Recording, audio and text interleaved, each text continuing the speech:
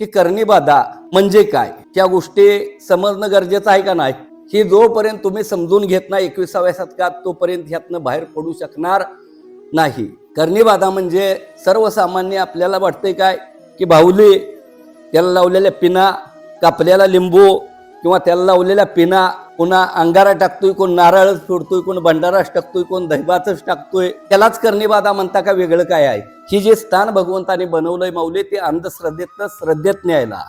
तुम्ही करणीबाधा भूतपिशाच म्हणता ही अंधश्रद्धा आहे, पण आम्ही जे सांगतोय ते विज्ञानानं सिद्ध व्हायसाठी सारखं भगवंताने इथं ठेवलंय.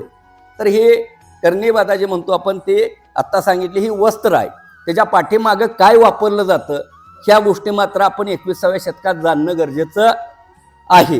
तसं हे करणीबाधेला मुख्य अस्त्र जे वापरलं जातं माऊली, हे अतृप्त आत्मा वापरला जातो.